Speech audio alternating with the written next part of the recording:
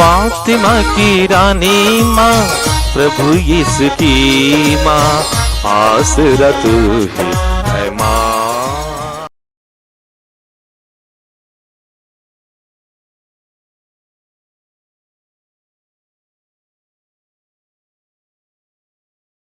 पहला पाठ संत पेतरुस का पहला पत्र, अध्याय 1, पद संख्याएं 10 से 16 तक।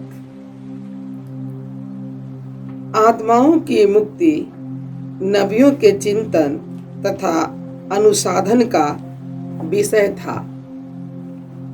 उन्होंने आप लोगों को मिलने वाले अनुग्रह की भविष्यवाणी की है। मसीह का आत्मा उनमें विद्यमान था और मसीह के दुख भोग तथा इसके बाद आने वाली महिमा की भविष्यवाणी करता था। नबी यह जानना चाहते थे कि आत्मा किस समय और किन परिस्थितियों की ओर संकेत कर रहा है। उन पर प्रकट किया गया था कि जो संदेश वे सुनाते थे वह उनके लिए नहीं बल्कि आप लोगों के लिए था। अब सुसमाचार के प्रचारक स्वर्ग से भेजे हुए पवित्र आत्मा की प्रेरणा से आप लोगों को वही संदेश सुनाते हैं। स्वर्गदूत भी इन बातों की पूरी जानकारी प्राप्त करने के लिए उत्सुक हैं। इसलिए आप लोग सतर्क और संयमी बने रहें और उस अनुग्रह पर पूरा भरोसा रखें जो यीशु मसीह के प्रकट होने पर आपको प्राप्त होगा। आप आज्ञाकारी संतान बनकर अपनी वासनाओं के अनुसार आचरण नहीं करें जैसा कि पहले किया करते थे जब आप लोगों को ज्ञान नहीं मिला था। जिसने आपको बुलाया है वह पवित्र है। आप भी उसके सदृश्य अपने समस्त आचरण में पवित्र बने, क्योंकि लिखा है, पवित्र बनो क्योंकि मैं पवित्र हूँ। प्रभु की वाणी। ईश्वर को धन्यवाद। भजन अनुवाक्य। प्रभु ने अपना मुक्ति विधान प्रकट किया है। प्रभु ने अपना मुक्ति विधान प्रकट किया है। प्रभु के आदर में नया गीत गाओ, क्योंकि उसने अपूर्व कार्य किए हैं। उसके दाहिने हाथ और उसकी पवित्र भुजा ने हमारा उद्धार किया है। अनुवाक्य। प्रभु ने अपना मुक्ति विधान प्रकट किया है। प्रभु ने अपना मुक्ति विधान प्रकट किया है। प्रभु ने अपना मुक्ति विधान प्रकट किया और सभी राष्ट्रों को अपना न्याय दिखाया है। उसने अपनी प्रतिज्ञा का ध्यान रखकर इस्राएल की सुध ली है। अनुवाक्य। प्रभु ने अपना मुक्ति विधान प्रकट किया है। प्रभु ने अपना मुक्ति विधान प्रकट किया है।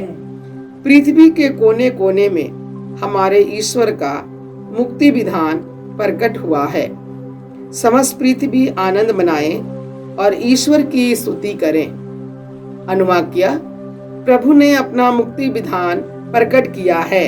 प्रभु ने अपना मुक्ति विधान प्रकट किया है।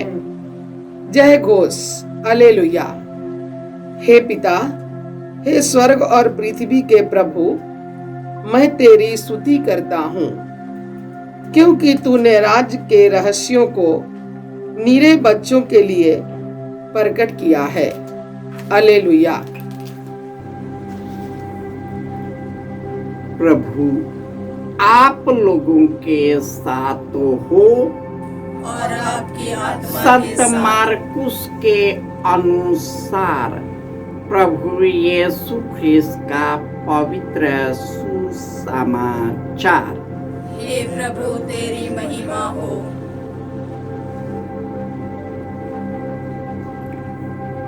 अध्याय 10 पद संख्याएं 28 से 31। पेतरुस ने यीशु से कहा, देखिए, हम लोग अपना सब कुछ छोड़कर आपके अनुयायी बन गए हैं। यीशु ने कहा, मैं तुमसे कह देता हूं, ऐसा कोई नहीं जिसने मेरे और सुसमाचार के लिए घर, भाई बहनों, माता पिता, बाल बच्चों अथवा खेतों को छोड़ दिया हो, जो अब से इस लोक में 100 गुना न पाए, घर, भाई बहने, माताएं, बाल बच्चे और खेत, साथ ही साथ अत्याचार और परलोक में अनंत जीवन। बहुत से लोग अगले हैं, पिछले हो जाएंगे, और जो पिछले हैं अगले हो जाएंगे। यह प्रभु का सुसमाचार है। हे क्रिस्त तेरी स्तुति हो। ख्रिस्त में प्यारे भाइयों और बहनों, ईश्वर ने कहा है, जिस प्रकार तेरा स्वर्गीय पिता पवित्र है, उसी प्रकार तुम पवित्र बनो। और ईश्वर के द्वारा जो बुलाए गए हैं, वे सब पवित्र है। आप भी उसके सदृश समस्त आचरण में पवित्र बनो, क्योंकि लिखा है, पवित्र बनो क्योंकि मैं पवित्र हूँ। पवित्र तभी बन सकते हैं जब हम ईश्वर की ओर उन्मुख हो जाते हैं, ईश्वर के अभिलाषी बनते हैं, उत्सुकता पूर्वक उसकी खोज में लगे रहते हैं। वह अपने भक्तों को नहीं छोड़ता, वह अपने पास से पवित्र आत्मा को भेजता है, जिन्होंने सभी नबियों के द्वारा भविष्यवाणी किया है। सभी लोगों के द्वारा यह भविष्यवाणी किया गया है कि तुम परलोक में 100 गुना फल प्राप्त करोगे। जो इस संसार को प्यार करता है, उसमें ईश्वर का प्रेम नहीं। यीशु कहते, जो मुझसे ज्यादा अपने माता पिता, भाई बहन, इस संसार को प्यार करता है, वह अनंत जीवन के सहभागी नहीं। और जो मेरे कारण, सुसमाचार के कारण अपना घर परिवार, भाई बहनों, माता पिता, बाल बच्चों अथवा खेतों को छोड़ देता, वह उसे 100 गुना वापस पाएगा। उसे 100 गुना उसे माता पिता, भाई बहन, संगे संबंधी, रिश्तेदार, प्रियजन मिलेगा, और साथ ही साथ अत्याचार और परलोक में अनंत जीवन। क्यों? क्योंकि इस दुनिया में जो अपने आप में फंस गया, ईश्वर के मार्ग से भटक गए। उसमें किसी के प्रति न प्रेम होता, न किसी के प्रति सेवा की भावना होता। वह तो खुद अपने के लिए जीता है और अपने में ही मरता है। और अपने से ऊपर उठने के लिए ईश्वर की सहायता की जरूरत है। उस प्रार्थना के समय उससे जुड़ने की जरूरत है।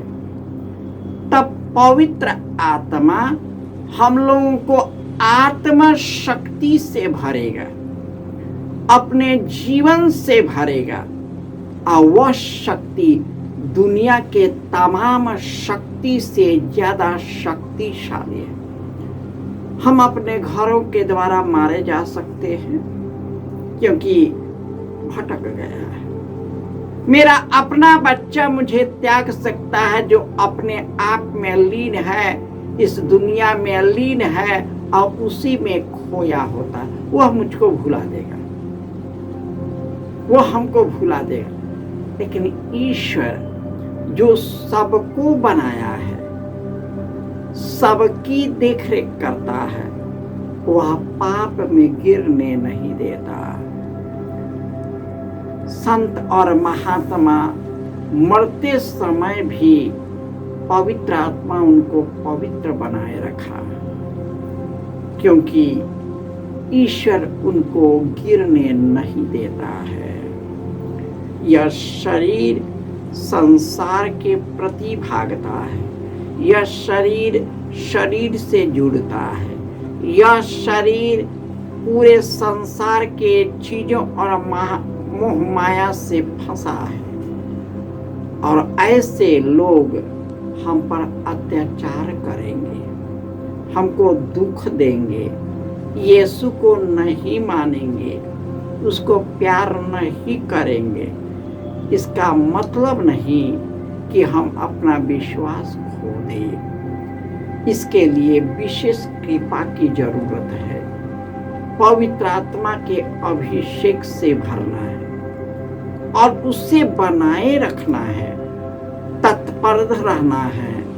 और तत्पर रहने के लिए हमारे मन, हृदय और आत्मा तीनों का दरवाजा खोलना है।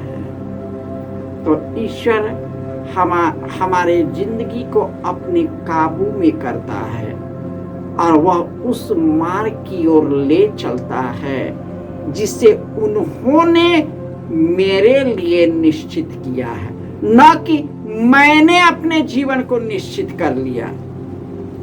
बहुधा हमारी जो कार्य करने की शैली है और वो है वही एक लक्ष्य बनता है। लेकिन ईश्वर अपनी इच्छा से हमें जब चलाने लगता है, ईश्वर अद्भुत कार्य करता है। ईश्वर हमारे द्वारा अद्भुत कार्य करता है और वह खुशी और आनंद कभी नहीं मिटता। और मनुष्य जब उसका अनुभव करता है, दुनिया का सब कुछ फीका पड़ता है। तो आइए हम ईश्वर से प्रार्थना करें कि हम पवित्र आत्मा द्वारा संचालित होकर अपने आप से ऊपर उठकर एक दूसरे के लिए जी सके। जय यीशु।